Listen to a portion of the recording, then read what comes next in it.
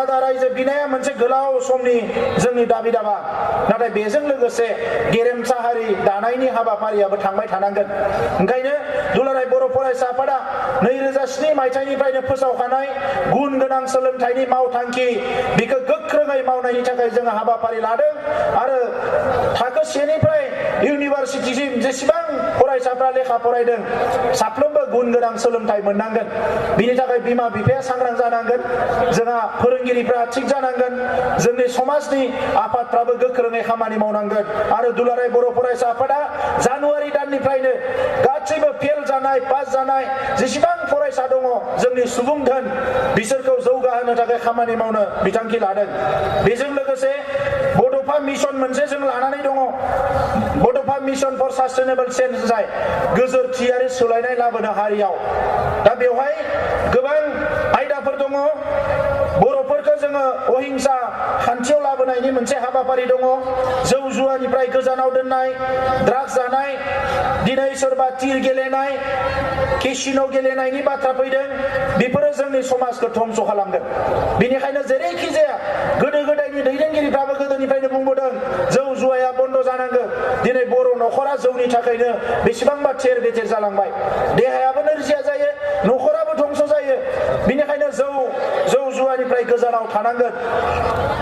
उन्दै बैसोआव हाबा जानाय, उन्दै बैसोआव हाबा जानानै मोनसे नोरजिया न'खर जोनोम होयो, बियो न'खरा मालाबाबो गोख्रों जानो हाया। आरो उन्दै बैसोआव हाबा जानानै संसार जानो रोङैयाव नांलाय खमलाय जानानै गारलायलायनाय, संसारा बायलायलायनाया बिराद बारा जाबाय बर'आव। बे बिथिङावबो जोंहा गोबां हाबा मावनांगौ दङ। बेयाव जोङो सांग्रांथि लाबोनांगोन। हाबा जानायनि सिगाङाव जाय लाइमोनफ्रा, जाय सेंग्रा सिख्लाफ्रा हाबा जागोन बिसोरखौ काउन्सिलिं खालामनांगोन। हाबा जाखांनायनि उनावबो काउन्सिलिं खालामनांगोन।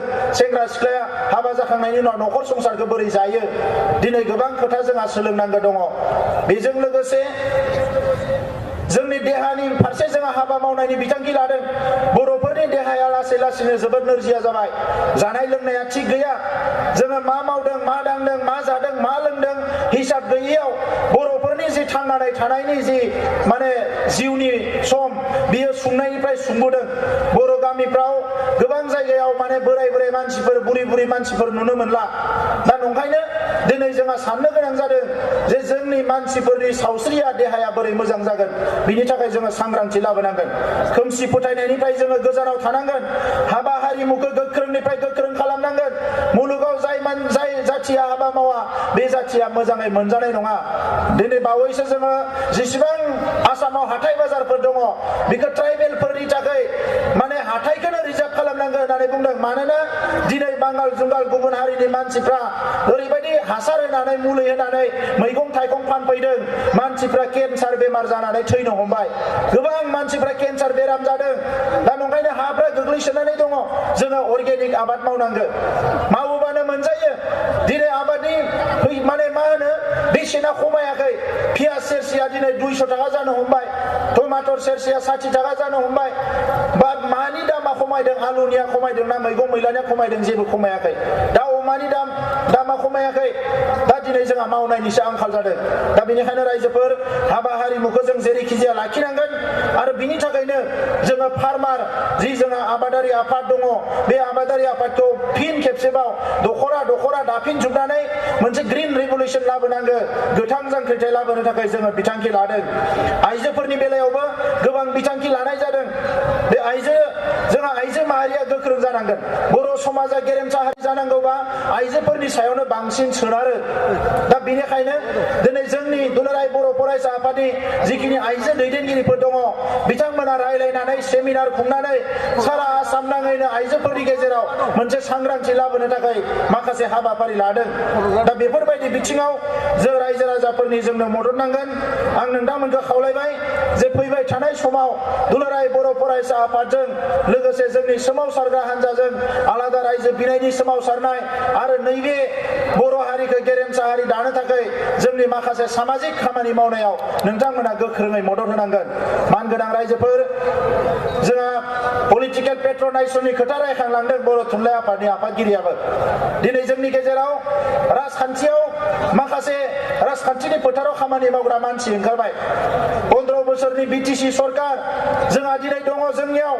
बिनि सिगाङावबो जोंनि मानसिफ्रा गुबुन गुबुन आफादजों थानानैनो जा जोंनि बर'नि आफादजोंनो थानानै जा राजखान्थिखौ जोङो खामानि मावबोदों नाथाय दिनै जिखौ जों नुबाय राजखान्थिनि गेजेरजों जोङो हारिखौ दानायनि हारि जौगानायनि जे हाबाफारि मावनांगौमोन बेखौ मावनायाव जोङो फेलें जादों सरकारनि पलिसि लानानै माबा माबि बिख'ना लाबोनायाव जों जेरैबायदि हानांगौमोन बेबायदि हायाखै बिटिसि ओनसोलाव दिनै 31 लाख 32 लाख पपुलेसन दङ सुबुं अनजिमा दङ जिखिनि थाखा फैसा बिनानै लाबोनांगौ बे थाखा फैसाखौ बिनानै लाबोनो हायाखै जोंनि हा हुखौ बेंनो जोंनि समाजखौ जौगाहोनो सोलोंथाइ जौगाहोनो जेफोर बिथांखि लानांगौ बे बिथांखिफोरखौ लानो हायाखै बेनिखायनो राजखान्थिखौ थिग खालामनांगोन दिनै आसामावबो राजखान्थिखौ लानानै असमिया जाथिफ्रा गोबां भुगिनो गोनां जादों जोंनि बर' हारियावबो दिनै राजखान्थिया थिग जायाबा जोंनि इयुन जौगानांगौआ अराय समनि थाखाय थाबथानो गोनां जागोन जोङो बै समाव सोमावसारनाय समाव जोङो दैदेनगिरिफोरनि बिबुंथि खोनानो मोनदों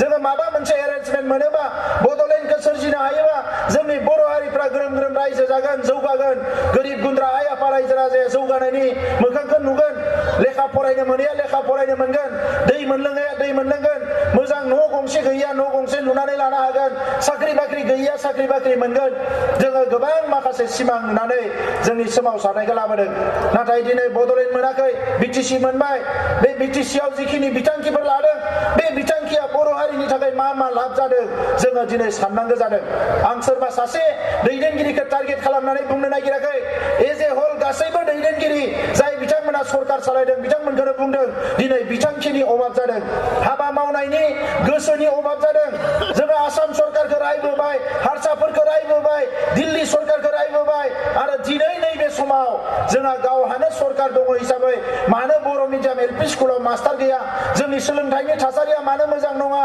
जोंनि लामा सामाया मानो मोजां नङा जोंनि माइ दुब्लियाव मानो जोङो नांगौ बायदियै जोङो माने दैनि बेबस्था मोनाखै जोङो खामानि मावनो मोनाखै जोंनि लाइमोन सेंग्रा सिख्लाफ्रा मानो गावनि आथिङाव गसंनानै संसार जानो हानाय राहा लामा बानायनानै लानो हायाखै बे जेंनाफोरखौ दिनै सरकारनियाव सोंनो गोनां जादों दा नंखायनो रायजोफोर राजखान्थि भाबेबो जों सांग्रां जानांगोन सोरबाया माबा मोनसे बुंबाय खुन्दुं मुथासे कम्बल गांसे होबाय इलेक्सन समाव थाखा गरफा गरनै होबाय बेजोंनो जोङो गोदाव जोबलाङोबा जों हारिखौ मालाबाबो गेरेमसा हारि दानो हानाय नङा दिनै जोंनो गिदिर गिदिर बिथांखि नांगौ जोंनि साफ्रोमबो बर' फिसाया दिनै कम्पिउटार गोरों जानांगोन लेखा गोरों जानांगोन बिटिसिआव जिखिनि फैसा फैदों बे फैसानिनो खमसे खम 25% जोङो सोलोंथायाव बाहायनांगोन 25% जोङो हेल्थनि थाखाय बाहायनांगोन जोंनि माने देहानि थाखाय 25% जोंनि रांखान्थि जौगानायनि थाखाय बाहायनांगोन आरो 25% जोंनि राव थुनलाइ हारिमु जौगानायनि थाखाय बाहायनांगोन नाथाय जों रावबो मिथिया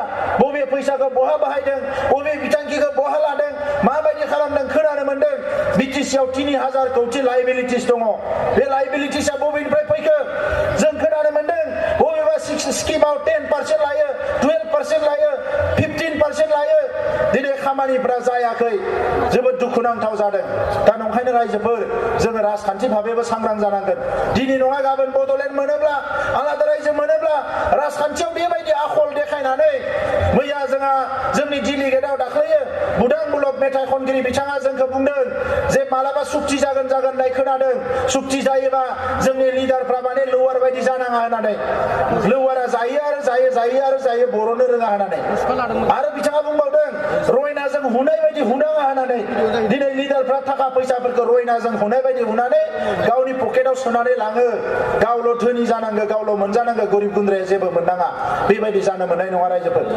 दा नंखायनो दिनै थामथि खेबनि सोमावसारनाय जानाय समाव जों दैदेनगिरिफोरनि गेजेराव रायलायदों बिएससिआव मा जायाखै बिटिसिआव मा जायाखै आरो थामथि खेबनि सोमावसारनायनि गेजेरजों जि जागोन बेवहाय जोंहा माबा मोनसे राजखान्थि गोहो मोननायाल' टारगेट जानाङा बर' हारिखौ जोङो गेरेमसा हारि दानायनि माखासे प्रिपारेसनाबो जोंहा जाखानांगोन सिङाव जाहाथे जोंनि दैदेनगिरिफ्रा जोंनि मानसिखौ थगाया जोंनि दैदेनगिरिफ्रा जोंनि मानसिखौ सोबख'वा जोंनि दैदेनगिरिफ्रा साफ्रोमबो मिशन भिजन थायो राजखान्थि बिथिङाव फैनानै जोंनि आबादखौ मा खालामनो सोलोंथाइखौ मा खालामनो हारि जौगानायनि खोथाखौ मा खालामनो साफ्रोमबो दैदेनगिरिया बेबायदि बिथिङाव दायथ' लानांगोन खालि थाखा फैसा गरनैसो बुथुमबाय बहाबा अस्ट्रेलियाव थांबाय आमेरिकायाव थांबाय इंलेन्डआव थांबाय बेबायदि बेरायलाबायबाय थायोबा बर' हारि दानाया जानाय नङा रायजोफोर दा नंखायनो जों सांग्रां जानांगोन।